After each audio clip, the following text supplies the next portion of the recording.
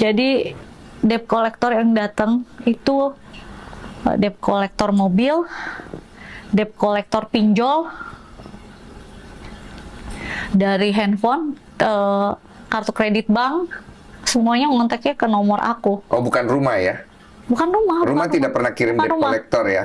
Bukan rumah mengirimkan surat lelang. Iya, berarti benar omongan dia. Soalnya kalau gue nggak salah tangkap, Mbak Minola bilang kalau dari bank nggak pernah ngirim debt collector gitu Enggak, kan? ini Halo teman-teman, apa kabar semuanya? Selamat datang kembali di Analisis Sengit, channel yang membahas dan mereaksi berbagai isu viral, termasuk reaksi dari para kreator lain yang sedang ramai diperbincangkan. Hari ini kita akan membahas Ruben Onsu, Sarwendah, dan juga pernyataan-pernyataan yang kembali memicu perdebatan publik. Mulai dari isu debt collector, tudingan soal pembatasan bertemu anak, hingga munculnya klaim adanya rekaman video yang disebut-sebut membantah pengakuan sebelumnya. Situasinya kini justru semakin panas setelah berbagai pihak mulai mengeluarkan versi cerita masing-masing.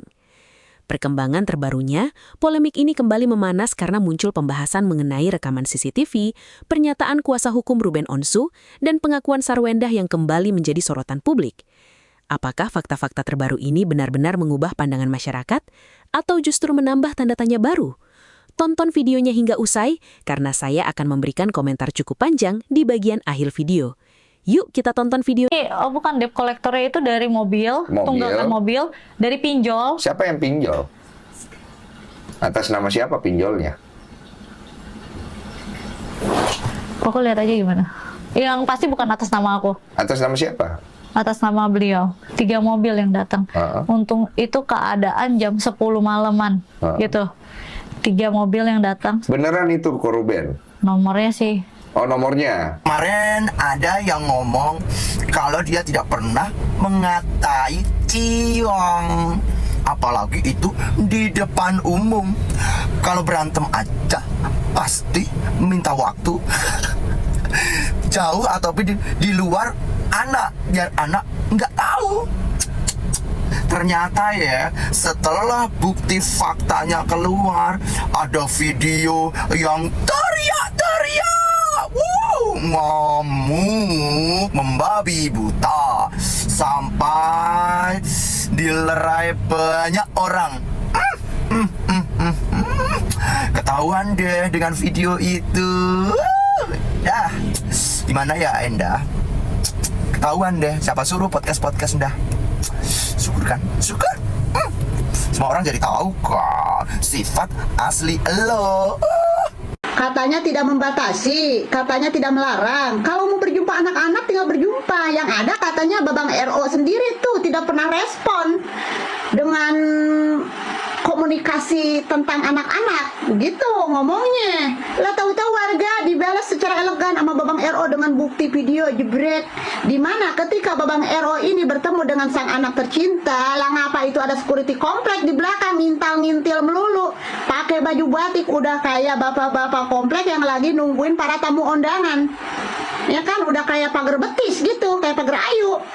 Ya, berdiri tegak sambil memantau, menguntit, gerak-geriknya seperti apa. Lu pikir Babang RO ini teroris apa, penculik yang lagi ngedeketin anak-anak begitu? Apa gimana?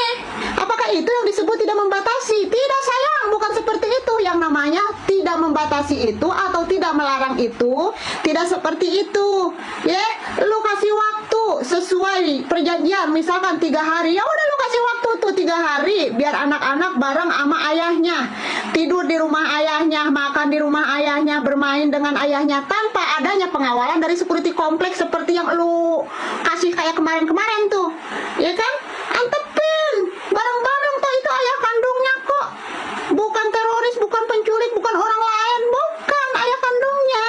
Ya, baru itu disebut tidak membatasi, tidak melarang. Kalau tindakan yang lu berikan ketika Babang RO berjumpa dengan anaknya, ya kan, lu ngebawa ayang-ayangan lu begitu si security komplek, ya kan, terus tiba-tiba dia memantau gerak-gerik ayah dan anak tersebut, terus lu dengan segera, dengan secepat mungkin lu nyamperin anak lu, mengajak anak lu pergi begitu kan, dengan wajah yang sepet banget dilihatnya itu muka, ya, memasang muka sepet, muka pahit lah, pokoknya segala macam rasa dah di muka lu itu kagak enak banget dilihatnya, ya kan, sambil lu tarik, ya iyalah gimana anak kagak takut sama lu. nyaman-nyaman aja sama bapaknya. Tadinya dia tuh mau klarifikasi, mau bersih-bersih nama gitu ya guys. Malah makin dihujat.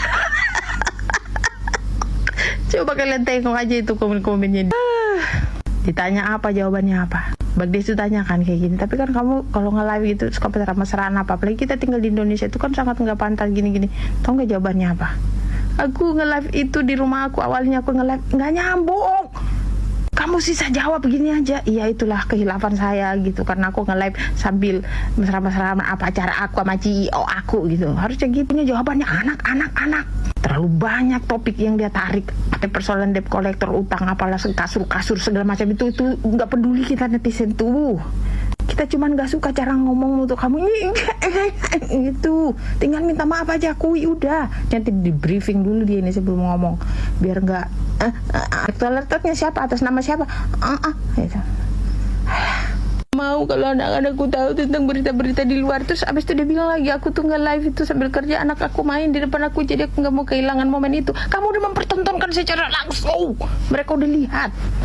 Gak mau disalahin banget ini orang ini. Aduh, belum lagi itu air matanya, maksa banget gitu biar keluar. Waktu ngatain ayahnya anak-anak itu apa gitu. Ya aku kalau ada di posisi pasti nggak nyaman. Bukan lagi nggak nyaman, tapi sangat melukai. Kenapa kamu nggak mau minta maaf? Aku pikir tuh dia klarifikasinya di situ tuh dia akan makin bijak. Kita mempersoalkan etika karena kamu tuh public figure, gak pantas kamu mengeluarkan kata-kata seperti itu. Apalagi itu adalah ayah dari anak kamu, sangat bertanggung jawab memberikan nafkah selama ini. Adabnya, jangan meludahi muka orang yang udah pernah ngasih kamu kehidupan yang sangat layak. Yang netizen pengen kamu akui udah itu adalah kehilafan saya, dan saya mengakui kehilafan saya. Semoga kedepannya saya bisa lebih baik lagi. Agak lain emang si ini. Nah, tangisannya Mbak Sarwendah ini sebenarnya kalau kita melihat itu adalah bentuk rasa capek, lelah dengan bukan hujatan ya, pro dan kontra netizen.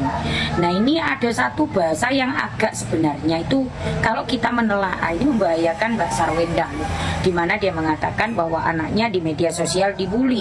Nah, itu berarti sampean menyalahkan netizen, Mbak. Padahal sampean mengajarkan anak sampean, di mana seolah-olah ketika ada orang yang mengatakan sesuatu, Mbak Cici bisa untuk langsung mengulti.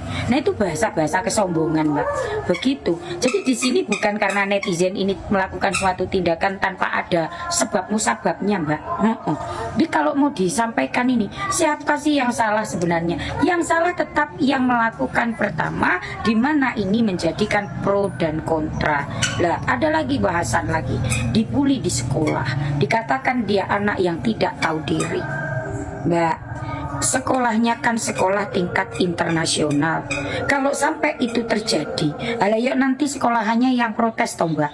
Benarkah ada terjadi pembulian? Karena Mbak SW ini menyampaikan itu di publik. Ini yang bahaya, dimana nanti itu akan mencoreng nama sekolahannya. Apalagi nanti dicari tahu tuh sekolah, kan tahu sendiri netizen itu kalau main detektifan kayak apa. Dicari itu nanti sekolahnya. Nanti seolah-olah sekolah ini citranya bagaimana nih kok sampai ada terjadi pembulian. Karena bullying ini sungguh luar biasa, sebuah kejahatan yang bisa membunuh tanpa menyentuh, Mbak. Sakjane, Mbak, lebih baik Mbak SW ini menenangkan diri tanpa keluar dulu di publik. Biarkan ini sedikit leram menulu, Mbak. Dan netizen siapa yang bisa mengendalikan netizen? Kalau saya pribadi melihat persoalan ini, terus terang saya merasa kasus seperti ini sudah berkembang jauh melampaui persoalan antara dua orang yang pernah menjadi pasangan. Yang sekarang kita saksikan bukan lagi sekadar perbedaan pendapat, melainkan sebuah perang opini di ruang publik. Setiap ada podcast baru, setiap ada potongan video baru, setiap ada klarifikasi baru, hampir pasti akan muncul gelombang komentar baru. Yang tadinya hanya satu isu, berkembang menjadi banyak isu lain yang saling bercampur. Saya juga melihat bahwa ketika konflik keluarga sudah masuk ke ranah publik, maka semuanya menjadi sangat sulit dikendalikan. Apapun yang diucapkan akan dianalisis, dipotong, dibahas, bahkan diperdebatkan berhari-hari oleh netizen. Kadang orang yang berbicara merasa sudah menjelaskan maksudnya, tetapi publik menangkapnya dengan cara yang berbeda. Akibatnya bukannya meredakan keadaan, justru memunculkan kontroversi baru. Menurut saya, figur publik memang memiliki konsekuensi yang lebih berat dibanding masyarakat biasa. Setiap kata memiliki dampak. Satu kalimat saja bisa menjadi bahan diskusi selama berminggu-minggu. Karena itu, saya pribadi berpendapat bahwa kehati-hatian dalam berbicara sangat penting. Apalagi ketika persoalannya menyangkut keluarga, anak, dan hubungan yang sudah menjadi konsumsi publik. Saya juga merasa bahwa masyarakat seringkali terlalu cepat menentukan siapa yang paling benar dan siapa yang paling salah, hanya berdasarkan satu video atau satu potongan pernyataan. Padahal kita semua tidak hidup bersama mereka. Kita tidak mengetahui keseluruhan cerita. Yang kita lihat hanyalah potongan-potongan informasi yang disampaikan ke publik. Sangat mungkin masih ada banyak hal yang tidak diketahui masyarakat. Di sisi lain, saya juga memahami mengapa publik memberikan perhatian besar terhadap kasus ini. Nama-nama yang terlibat adalah figur yang sudah lama dikenal masyarakat. Wajar jika apapun yang mereka lakukan selalu menjadi perhatian. Namun menurut saya, perhatian publik seharusnya tidak berubah menjadi penghakiman tanpa dasar yang kuat. Saya pribadi juga berpendapat bahwa ketika sebuah konflik terus dibahas di podcast, media sosial, dan berbagai platform lainnya, maka peluang untuk menyelesaikannya secara tenang menjadi semakin kecil. Setiap pihak merasa perlu memberikan penjelasan. Setelah satu pihak berbicara, pihak lain merasa harus merespons. Siklus ini terus berulang sehingga konflik seolah tidak pernah selesai. Yang paling saya khawatirkan justru bukan soal siapa yang menang dalam opini publik, tetapi dampak jangka panjangnya. Dalam konflik keluarga, terutama yang melibatkan anak, setiap pemberitaan berpotensi meninggalkan jejak digital yang akan selalu ada. Itulah sebabnya saya merasa semua pihak sebaiknya benar-benar mempertimbangkan setiap pernyataan yang akan disampaikan ke ruang publik. Saya juga melihat bahwa netizen seringkali memiliki ekspektasi yang tinggi terhadap permintaan maaf. Banyak orang menganggap persoalan akan selesai apabila ada pengakuan kesalahan secara terbuka. Namun dalam kenyataannya tidak semua orang memiliki cara komunikasi yang sama. Ada yang memilih diam, ada yang memilih menjelaskan, ada pula yang merasa dirinya sudah berada di posisi yang benar. Perbedaan cara menghadapi konflik ini justru memicu perdebatan baru. Menurut saya, publik juga perlu belajar membedakan antara opini, dugaan, dan fakta yang benar-benar telah terbukti. Ketika muncul klaim mengenai rekaman video, CCTV atau kesaksian tertentu, semua itu tetap perlu dilihat dalam konteks yang utuh. Jangan sampai kita langsung menyimpulkan sesuatu hanya karena melihat cuplikan yang belum tentu menggambarkan keseluruhan kejadian. Saya sendiri lebih memilih untuk tidak buru-buru berpihak secara mutlak. Saya bisa memahami mengapa masing-masing pihak ingin menjelaskan versinya sendiri. Namun saya juga percaya bahwa setiap cerita pasti memiliki lebih dari satu sudut pandang. Oleh karena itu, menurut saya akan jauh lebih bijak jika publik tetap membuka ruang untuk kemungkinan bahwa masih ada fakta-fakta lain yang belum diketahui. Yang menarik dari kasus seperti ini adalah bagaimana media sosial mampu membentuk persepsi dalam hitungan jam. Satu potongan video bisa membuat seseorang dipuji, lalu beberapa hari kemudian, potongan video lain membuat orang yang sama dihujat. Fenomena ini menunjukkan betapa cepatnya opini publik berubah. Saya juga merasa bahwa masyarakat sebaiknya tidak menjadikan konflik rumah tangga figur publik sebagai hiburan semata. Boleh mengikuti perkembangannya, boleh berdiskusi, tetapi tetap menjaga empati. Di balik semua pemberitaan itu ada manusia yang sedang menghadapi persoalan pribadi dan ada anak-anak yang bisa terdampak oleh pemberitaan yang terus bergulir. Terakhir, saya berharap polemik ini pada akhirnya bisa menemukan jalan keluar yang terbaik bagi semua pihak. Tidak harus ada pemenang dan tidak harus ada pihak yang dipermalukan. Yang jauh lebih penting adalah bagaimana konflik ini bisa diselesaikan dengan cara yang dewasa, menghormati proses hukum bila ada, serta tetap mengutamakan kepentingan keluarga. Itulah pendapat saya secara pribadi.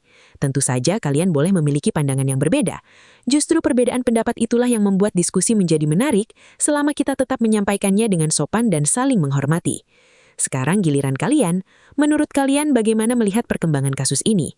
Apakah informasi-informasi yang terus bermunculan membuat kalian semakin yakin pada satu sudut pandang, atau justru membuat kalian merasa bahwa publik sebaiknya menunggu fakta yang lebih lengkap? Tulis pendapat kalian di kolom komentar dengan bahasa yang santun. Kalau kalian menikmati pembahasan seperti ini, jangan lupa tekan tombol like, subscribe, aktifkan lonceng notifikasi, dan bagikan video ini kepada teman-teman kalian agar diskusi kita semakin ramai. Terima kasih sudah menonton sampai akhir, saya pamit undur diri, sampai jumpa di video analisis sengit berikutnya.